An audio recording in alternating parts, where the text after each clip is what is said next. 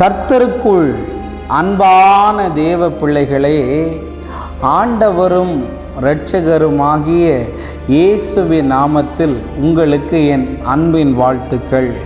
இந்த நாளிலேயும் ஏசாயா 58வது அதிகாரம் அதனுடைய 11வது வசனத்தை வாசிக்கிறேன். கர்த்தர் நித்தமும் உன்னை நடத்தி மகா வறட்சியான காலங்களில் உன் ஆத்துமாவை திருப்தியாக்கி உன் எலும்புகளை நினமுள்ளதாக்குவார். நீ நீர்ப்பாய்ச்சலான தோட்டத்தை போலவும் வற்றாத நீரூற்றை போலவும் இருப்பாய் என்று எழுதியிருக்கிறது. இன்றைக்கி மெசேஜோடைய தலைப்பு என்ன தெரியுமாங்க? வறட்சி என்று பேச விரும்புகிறேன்.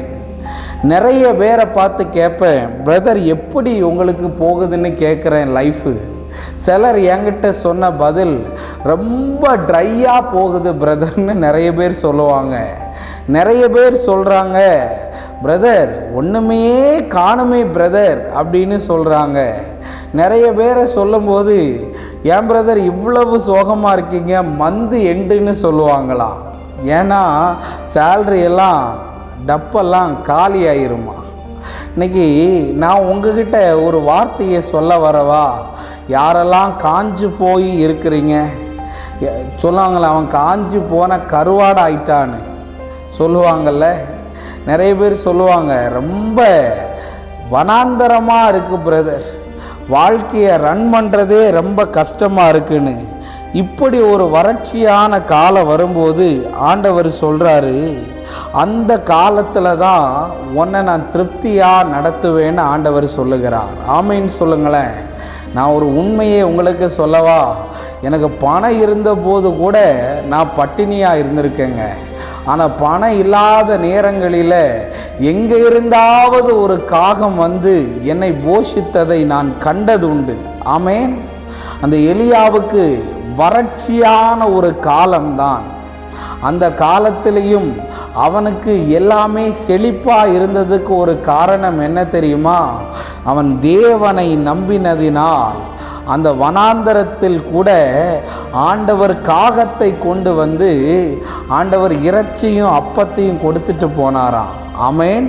இன்னைக்கு ஒருவேளை வீட்டு வாடகையை கட்டுறதுக்கு ரொம்ப கஷ்டமாக இருக்குது பிரதர், பைக்கு டியூபை கட்டுறதுக்கு ரொம்ப கஷ்டமாக இருக்குது பிரதர், பேங்க் லோனை கட்டுறதுக்கு ரொம்ப கஷ்டமாக இருக்குது பிரதர், இந்த மாதம் ஒரு 10ஆம் தேதிக்குள்ளாடி அப்படி ட்ரை ஆகி ஒன்றுமே இல்லாமல் அப்படி காலியாக அப்படி எம்டியாக கடை வாங்கி வாழக்கூடிய ஒரு நிலைமை இருக்குதுன்னு சொல்கிறியா?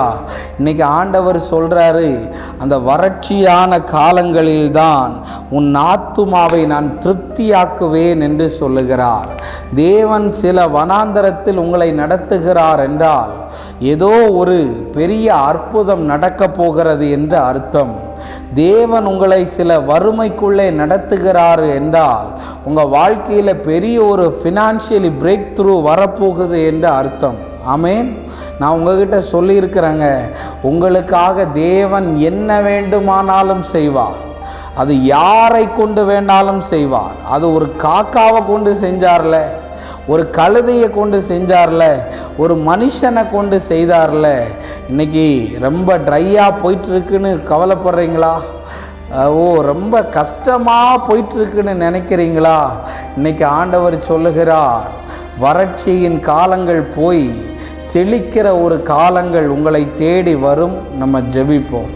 அன்பான ஆண்டவரே, இந்த நேரத்துக்காக உமக்கு நன்றி செலுத்துகிறேன். ஆண்டவரே, இன்னைக்கு வறட்சியான ஒரு காலங்கள் மாறி யாரெல்லாம் வறுமையில் கடன் பிரச்சனையில் இருக்கிறார்களோ அவர்களுக்கெல்லாம் தேவன் ஒரு அற்புதத்தை செய்யும். இயேசுவின் நாமத்தில் வேண்டுகிறேன் நல்ல பிதாவே. ஆமேன். ஆமேன். God bless you. கர்த்தர் உங்களை ஆசீர்வதிப்பார்.